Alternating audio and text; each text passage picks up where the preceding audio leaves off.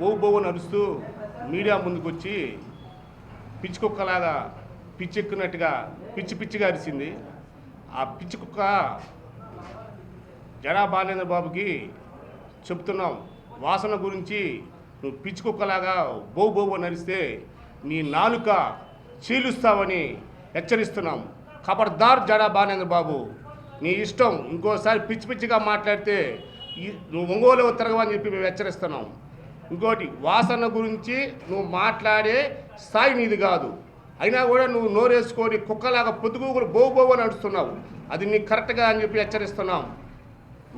2 సంవత్సరాల నుంచి వాసన పక్కన తిరుగుతూ వాసన్న స్థలాలు కూడా నువ్వు అమ్మిస్తూ వాసన్నకి రావాల్సిన డబ్బులు కూడా వాసనకి ఇవ్వకుండా నువ్వు వాసన మోసం చేసి ఈరోజు ఇస్తా రేపు ఇస్తా డబ్బులు ఇస్తా అని చెప్పి వాసన చెప్పుకుంటూ మనం వాసన గురించే నువ్వు ప్రెస్ మీట్ పెట్టావు. ఇది నీకు తగదని చెప్పి మేము హెచ్చరిస్తున్నాం. ఇంకోటి, నువ్వు జిల్లా అధ్యక్ష పదవి అడిగావు. నీకు ఏ విధంగా జిల్లా అధ్యక్ష పదవి ఇస్తారు? గతంలో నువ్వు దొక్కా సీతమ్మ అని చెప్పి భోజనాలు పెడతాడని చెప్పి లక్షల డబ్బులు వసూలు చేసావు. కానీ భోజనాలు పెట్టావా? 10 రోజులు పెట్టి తర్వాత తీసేసావు. అలాంటి వాడికి నీకు జిల్లా అధ్యక్ష పదవి పెట్టిస్తారు. నీకు కానీ జనసేన జిల్లా అధ్యక్ష పదవి ఇస్తే నువ్వు జనసేన పార్టీని తాకట్టు పెట్టేవాడివి. నువ్వు వాసన్న డబ్బులు తీసుకొని పదవులు ఇస్తా అన్నావు. ఎవరన్నా ఇచ్చారా? ఎవరైనా ఇచ్చినట్టుగా రుజువు ఉందా? నీ దగ్గర ఏమైనా ఆధారం ఉందా? వాళ్ళు ఇచ్చిన వాళ్ళు ఉంటే వాసన తీసుకొచ్చి రుజువు చెప్పి ప్రెస్ మీడియా ముందుకు వచ్చి చెప్పి, అంతేగా నువ్వు మాట్లాడేది వాళ్ళు ఎవరికి వీళ్ళకి ఇచ్చారని. సరే, నిన్ను అడిగారన్నావు. నిన్ను అడిగే స్థాయిలో వాసన లేడు. నీ దగ్గర కనీసం ఒక 10,000 కూడా ఉండవు. నిన్ను అడిగి 5 లక్షలు నిన్ను వాసన అడిగేది ఏంది?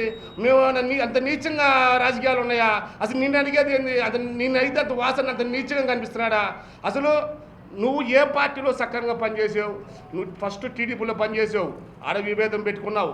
తర్వాత కాంగ్రెస్ పార్టీలో పెట్టుకున్నావు, కాంగ్రెస్ అన్ని గొడవలే. తర్వాత వైఎస్ఆర్సీపీలోకి వచ్చావు, అది గొడవలే. వైఎస్ఆర్సీపీకి రాము చెప్పుల పార్టీలో చేరావు, ఆ కిరణ్ కుమార్ రెడ్డి పార్టీలో చేరావు, ఆడా గొడవలే. నువ్వు తర్వాత వైఎస్ఆర్సీపీలోకి వచ్చావు, ఆడ కొన్ని ఎక్కువ రోజులు ఉండలేకపోయావు. జనసేన పార్టీకి వచ్చావు, జనసేన పార్టీలో రియాస్తో గొడవలు పెట్టుకున్నావు. తర్వాత వాసన పక్కన చేరావు, వాసనతో మళ్ళీ గొడవ పెట్టుకొని మళ్ళీ బీసీవై పార్టీ ఒకటి ఖాళీగా ఉంది నీకు. ఆ బీసీవై పార్టీలోకి వెళ్తానికి వాసన గురించి నువ్వు చెడ్డగా మాట్లాడుతున్నావు. అంతకు తప్పితే నువ్వు వాసన గురించి ఏది రుజువు చేయలేవు. వాసన స్థాయి పెద్ద స్థాయి, నువ్వు చెప్పేదాన్ని అబద్ధాలని చెప్పి మేము చెప్తున్నాం. ఇంకోసారి వాసన గురించి నువ్వు కుక్కలాగా బోబోవనిస్తే మాత్రం నీకు మంచిదిగా అని చెప్పి నీకు ఎటో పలుకుతూ సెలవు తీసుకుంటున్నాం. ఈరోజు ఉదయం జడా బాలనాగేంద్ర యాదవ్ గారు మాట్లాడటం అనేది చాలా ఘోరం. దీన్ని తీవ్రంగా ఖండిస్తున్నా. ఇప్పుడు మిత్రులు మాట్లాడినట్టు ఆయనకు రకరకాలుగా ఉండొచ్చు, బట్ బాలినేని శ్రీనివాసరెడ్డి గారి గురించి మీ మీడియా ముఖంగా చెప్పాలనుకుంటున్నాను. నేను దగ్గరగా నాకు తెలిసి నేను 17 సంవత్సరాల నుంచి అన్నతోటి తిరుగుతున్నా. అన్నం మెంటాలిటీ ఎలాంటిదంటే, ఒకరికి ఒక కష్టం వచ్చిందంటే, అన్న హాస్పిటల్లో ఉన్నామన్నా, ఒకరు 3 లక్షలు ఖర్చు అవుతుంది అన్న, నాకు ఒకరు లేకపోతే కష్టం అన్న అంటే, సీఎం నిధి నుంచి రాలేని పరిస్థితిలో కూడా సొంత డబ్బులు ఇచ్చి ఆయన వాళ్ళకు వైద్యం చేయించిన ఘనత బాలినేని శ్రీనివాసరెడ్డి గారిది. అలాగనే ఎంతోమంది పేదలకి పెన్షన్కి ఎలిజిబిలిటీ కాకపోయినా కూడా వాళ్ళందరికీ 1వ తారీఖు వచ్చి ఇంటికి వచ్చి పెన్షన్ తీసుకునే ఏర్పాట్లు చేసిన నాయకుడు మన వాసన్న. అంతేకాదు, బీసీలందరూ కలిసి ఆరాం క్షేత్రాలు కట్టుకోవాలన్నా, మాకు ఆరాం క్షేత్రాలు లేవు, మీరందరూ మాకు సహాయం చేయండి అన్న, ఎవరు కట్టుకోలేమంటే 45 లక్షల రూపాయలు ఇవ్వండి ఒకసారి నా ఫోన్. 45 లక్షల రూపాయలు ఆయన సొంత నిధులు డబ్బులు ఇచ్చి 45 లక్షల రూపాయలు బీసీ ఆరాం క్షేత్రాలకు సహాయం చేసిన వ్యక్తి బాలినేని శ్రీనివాసరెడ్డి గారు. చూడండి, ఇగో ఈరోజు ఎట్టుంటుంది చూడండి మీడియా. 45 లక్షల రూపాయలండి ఆయన సొంత డబ్బులు ఇచ్చి బీసీలకు ఆరాం క్షేత్రాలు కట్టించిన మహానుభావుడు. ఈరోజు టౌన్లో ఎక్కడ చనిపోయిన బీసీ కులాలలో ఎక్కడ కులానికి ఒకటి ఇచ్చిన ఘనత అయింది. ఎక్కడ చనిపోయినా సరే వాళ్ళు వచ్చి అక్కడికి వచ్చి ఆ కార్యక్రమాలన్నీ చేసుకుంటున్నారు. అలాంటి మనిషి డబ్బుల గురించి ఆలోచిస్తాడండి. ఇది ఎవరన్నా నమ్మదగిందేనా?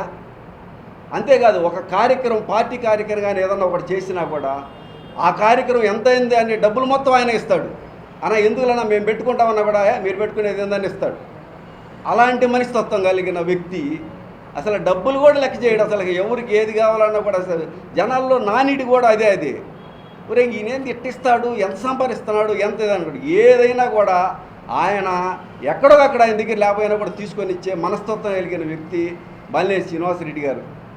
అలాంటి వ్యక్తిని మీరు ఈరోజు మాట్లాడటం అనేది మీకు చూశారు. ఈ 2 సంవత్సరాల పాటు మీరు చూశారు ఆయన్ని. ఆయన చూసి కూడా అట్లా మాట్లాడుతున్నారంటే ఎవరు నమ్మరు. అది 100% ఎవరు నమ్మరు. అది మీరు కావాలని మీ ఇమేజ్ పెంచుకోవడానికి ఆయన ఏదో మాట్లాడాలని మాట్లాడారు తప్ప వేరేది కాదు. అట్లానే ఆయన నాయకుడు ఆయన కోసం 20 మంది కార్పొరేటర్లు అండి, 20 మంది కార్పొరేటర్లు ఏ ప్రలోభాలకు లొంగకుండా ఆయన కోసం ఆయన పార్టీలో చేరేదాకా ఆయనతో పాటు చేరిన మేమందరం చేరాం. వచ్చి 20 మంది కార్పొరేటర్లు వచ్చి ఆయనతో పాటు వాసన్నతో పాటు జనసేన పార్టీలో చేరేది. ఎందుకు? ఆయన మీద నమ్మకం, ఆయన లీడర్షిప్ మీద నమ్మకం. మాకు ఎలక్షన్స్లో కూడా ప్రతి ఒక్కరికి డబ్బులు సాలకపోయినా కూడా ఆయన డబ్బులు సప్లై ఇచ్చి మమ్మల్ని అందరినీ గెలిపించి మాకు అవకాశం కల్పించిన వ్యక్తి బాలినేని శ్రీనివాసరెడ్డి గారు. అంతేకాదండి, జిల్లాలో ఏ నియోజకవర్గానికి వెళ్ళినా ఆయన్ని ఒక మంచి మనిషిగా, ఒక మంచి లీడర్గా చూసే నాయకుడు.